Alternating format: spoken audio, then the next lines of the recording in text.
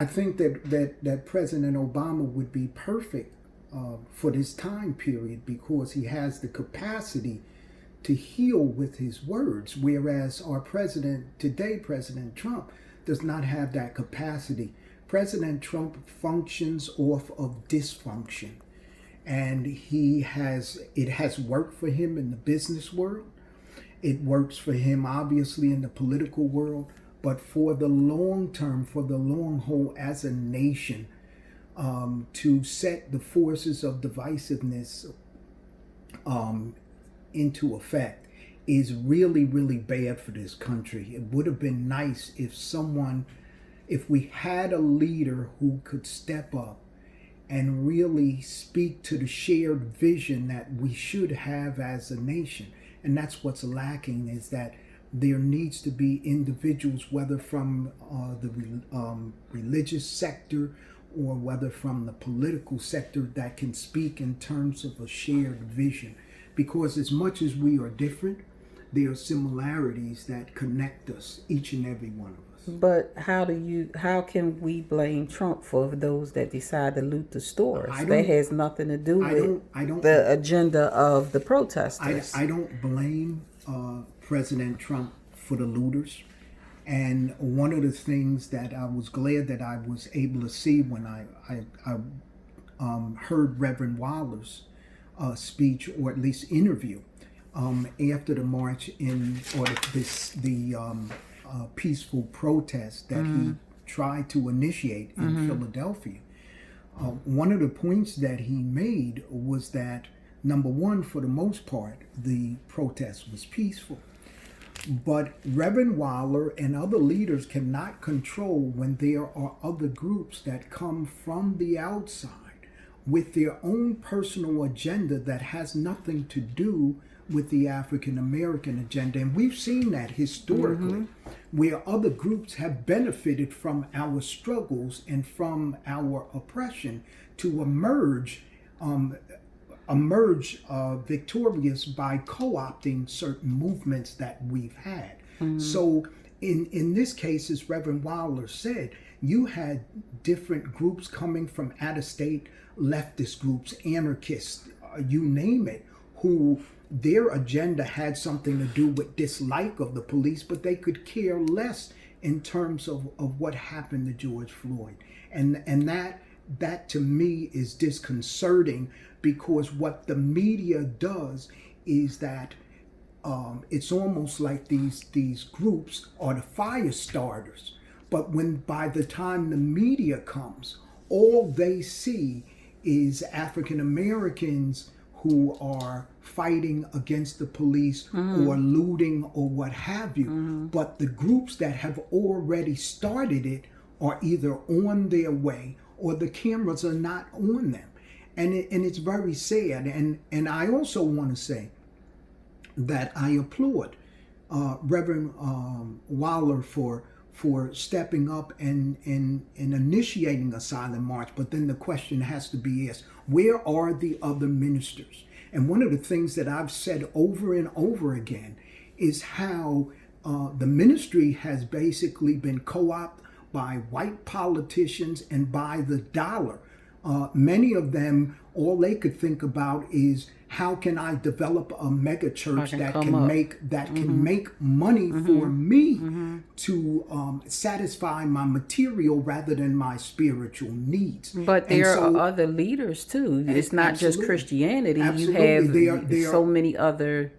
Yes, there are other leaders, and in fact, during the civil rights movement, there were whites who marched, white leaders, religious leaders, Catholic, Jewish, from all different denominations, Nation of Islam, who marched with Dr. King during that movement. But it appears that there are a lot of different groups who are, for some reason, silent, and then want to step up when they see that it is beneficial to them and their cause at the end. So I applaud people like Reverend Wilder who are at the forefront rather than just wanting to get on board and be one of the beneficiaries at the end.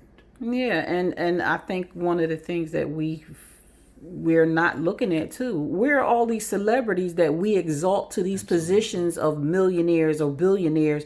Where are they now? Absolutely. Where are they? It seems like the way in which these celebrities work, it's almost as if they call their agents and say, is it beneficial to me to get out here in terms of certain causes, or should I wait until it's politically correct for me to do so, so that it will not hurt my brand? And that's an unfortunate thing. And I'm not saying that athletes haven't stepped up, but it's taken them a while for them to do so. And I would just like to see that many of the celebrities step out their own faith and do certain things that under normal circumstances many of us cannot do, because you have the funding and the clout, the political clout, to do so, and not so not wait and do what I call planned procrastination, because a lot of it is what I call planned procrastination. You procrastinate until you can get to a point in which there is a comfort zone in what you do. And sometimes your greatest growth comes from when you step out and you can't see the end, but you know that if you're stepping out on faith, that God is with you every step of the way. But also, we need to address the issue that this country was never designed for our people. It was never set up in the Constitution for our people either. Absolutely. And I think a bit even bigger part is that our children and our children's children and generations to come are going to suffer from this, because we as a people do not stand in solidarity. We say it, but we don't. You have so many people who have this crab in the barrel syndrome, where, they think you have a little bit more than them. You're uppity, you become all these names, and because you stand for a purpose, you become ousted. And this is in our own communities. But until we come together, like some cultures do, they stick together, they take care of each other. What they're doing with this looting and everything is just, it really makes me regurgitate the vomit in my mouth. But one of the things that I am so glad that has been my lifetime passion is the history of our people. And what I do understand of the history of our people is, first of all, we were brought here by force. We were not brought here on our own volition. We were brought here in chains and so forth.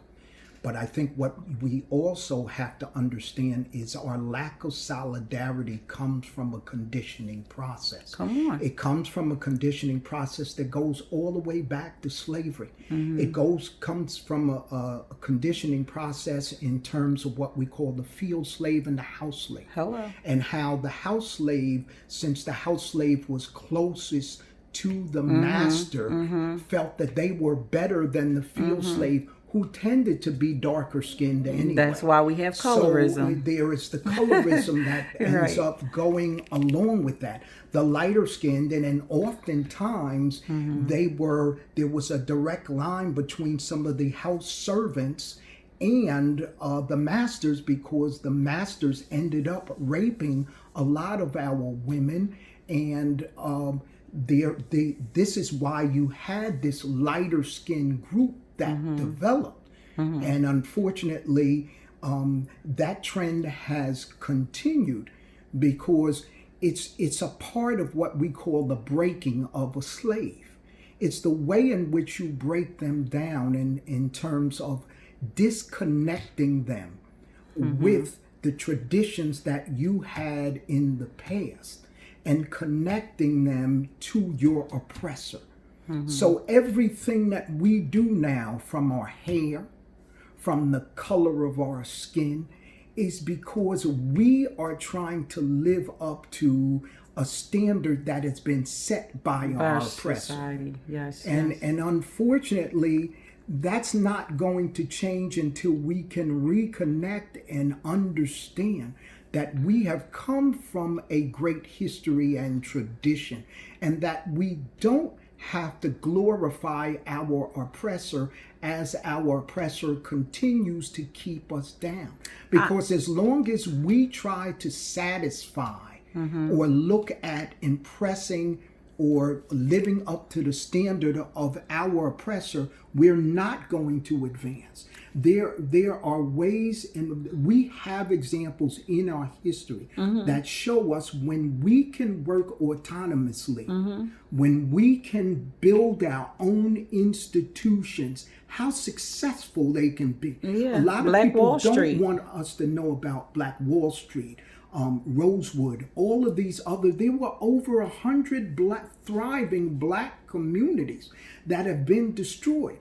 But we also have to blame ourselves for that destruction. I was just getting ready to say, if I may play the devil's advocate for a moment. One of the manifestations of the civil rights movement was the feeling that the black middle class had the right to abandon the urban areas, move to the suburban areas, because in their minds that would better them status. Okay, and give them status. And if you work for corporate America, you have arrived. If you can buy a new car and buy a new house in a suburban community, you want to be away from those people. See, that's a part of the disconnect. But what they don't understand, and I know from my 30-something years teaching in a suburban community where when I started, there was 10-15% African American. When I left, the African American population constituted about 70%. Right. So I know what happens within those systems, and so many people were so disoriented because they're saying, I'm paying these high taxes and I'm struggling just to live in this suburban community. For you to oppress my child, to put my child in lower level courses, to disrespect my child, to constantly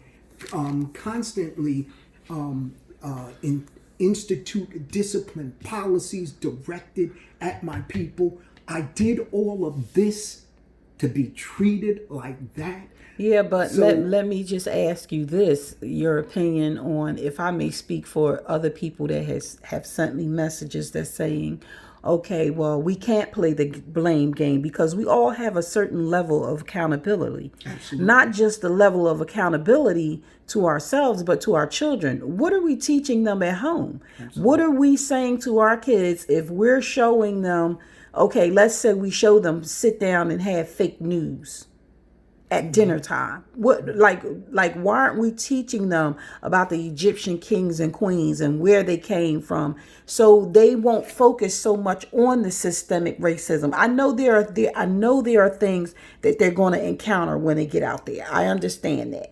I know that there are forces that they have to reckon with every day. I know all of this, but when do we teach them self accountability so they're not among these looters out? You understand what I'm saying? I totally get the whole thing of, I mean, I lived through the 60s and 70s riots, well, not lived through them, but you know what I mean. Mm-hmm. But I get it. After working in the prison system and seeing, people who literally went out there and created issues for families that they forced families to grieve the rest of their lives because they committed a crime. It's those things, and what the looters are doing. By me working in the system and seeing these guys coming in and say, oh, the man kept me down. But the man didn't make you go out and do what you did. Granted, there are there are and will probably always be underlining issues. That's gonna be there. But what I'm saying is, how do we address the looters? How do we address the people? How do we get this message to those that are not taking accountability, taking self-accountability for what they're doing to make the issues worse? Okay, let me just go to the historical piece, because I definitely want to speak to that. And you asked the question, why is it that we are not learning the greatness, the kings and queens, the great empires in West Africa and Egypt and so forth? One of the things that has happened is that we are taught to be ashamed of our history. We're also taught history in the wrong way. True. Because we're taught history from a perspective that our history began with slavery, that it did not begin before slavery, that we had thriving societies. We were architects. We were Imhoteps. We were Mansa Musas who were able to send voyages to the New World before Columbus, 100 years before Columbus even existed or thought about it. Right. We're taught that our history is not something to take pride in, but our history is something that we should be ashamed of. One of the blessings I had is the fact that I, for this year, have taught at a Hebrew school. And one of the things that we don't have as an institution is that when you talk about Hebrew education, the religion and the education are embedded. Right. And so with our educational system, because we put it in the hands of other people, they don't know how to embed that, nor are many of them were not trained in our colleges to teach about Egypt, or many of them refuse to listen to Dr. Ben or Dr. John Henrik Clarke, some of the famous historians who have devoted their life to just the narrative or just the thing that you're talking about. And so, or even a Dr. Sebi who teaches us how to take care of our bodies and our mind. Because what it does is, see, what many of our kids are getting is an education in westernization. We're not getting an education in terms of what we need to survive in this country. We're getting an education coming away with a Western mindset. And so until we get an education of liberation, and the liberation means that you are liberated historically. The liberation means that you are liberated in terms of what you put internally in your body as your temple. Until we can do those things as a people, we will continue to fall short of the mark, because many of the things that we are adopting and saying that this is what we need to do are alien to who we are as a people. So when we came to this country, we want to eat meat and so forth. All of that was not happening in Africa. Maybe it's happening today because the European introduced it. But many of the things that we have adopted in this country are alien to us, and we're paying the price, whether it be health, whether it be education, or Asians or other cultures taking over our communities because we refuse to take care of our communities ourselves. Exactly. We would rather leave our communities than to have an alliance with our communities. Or we would rather leave and get an education and not bring it back to the community. I mean, we have to talk about what Booker T. Washington and Du Bois talked about. We've gotten away from all of those things. Washington talked about self-reliance, building strong institutions internally, to the point where white folks are asking us for our skills. But no, the school teaches us that Booker T. Washington is an Uncle Tom. Well, it also lends to the whole theory of how many of our inventions and everything were stolen, and reasons why they didn't want us to learn how to read. Now we have the capability of reading, but the biggest thing is that's said about our culture: if you want to hide something from a black person, put it in a book, because we don't even read anymore. People who fought for us to read. But Chris, there is something that goes along with that piece also. You have to understand, and I'm not making excuses. I understand. But we come from what is called an oral tradition. Yeah. And so the oral tradition means that things are passed down. What we had in Africa were called griots. Griots were what you call the historians that pass things down. Right. So they were responsible for disseminating information. I understand. We come here and now they're telling us that everything we need to have is coming from a book. And that once again, that is alien to our culture. I'm not saying that we should not excel educationally, because we know the benefits from doing that. But until we can own up to our history and what we have taken on that is alien to us, we will never thrive as a people. So how do we recover at this point? In closing, how do you think we can recover? Because while you're talking about tradition, I can remember something that Chris said to me. She asked me, Mom, would you be a Christian had it not been passed down to you? Would you like not have sought the lineage of, I see, my spirituality is more important than religion. And that's what's taught me, because all of these years being in the churches, I see how the churches will tear you down worse than the world will. And not only that, but also once again from a historical standpoint, we have basically inherited a religion that was ours.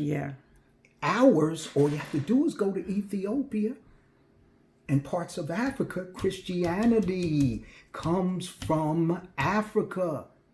The Hebrews are Africans. And this is what people like Dr. Ivan Van Sertima has drilled into our head. The Africa and Asia that we know of today are so different than in the past. So this is as much our religion as anything. However, we have to understand that it's been repackaged. Exactly. And we have to understand that we can make it what we want it to be, because we have examples in history from Dr. Martin Luther King and other religious leaders that the religion does not have to be a religion that says that we are not active. Let's not forget Dr. Ritter. And people like Dr. And Ritter Sullivan. and Dr. Sullivan and even Reverend Waller. You have to understand that if a religion is ineffective, if in fact the religion does not serve as a part of your liberation. You see, Jesus was an activist when you think about it. So why is it that we feel that religion is the antithesis of what is happening in terms of activism? It should not be. And that's where religion has failed us. Because it's become political. Because it has become what our oppressor wanted it to be for us. And not only that, but it has also co-opted and corrupted many of the ministers to think about the material more so than the spiritual. And connecting Martin with Luther the people. King could have had, understand this in closing, a person like Martin Luther King could have had everything. He did not have to sacrifice his life. He had a PhD. He could have been a lecturer. He did not have to put himself out there. He chose to do so because of the spiritual side in him. He could care less about the Cadillacs that he drove. He could care less about the big, beautiful homes. What he cared most about was humanity. Yeah. Well, we got to get it together. And literally meaning together.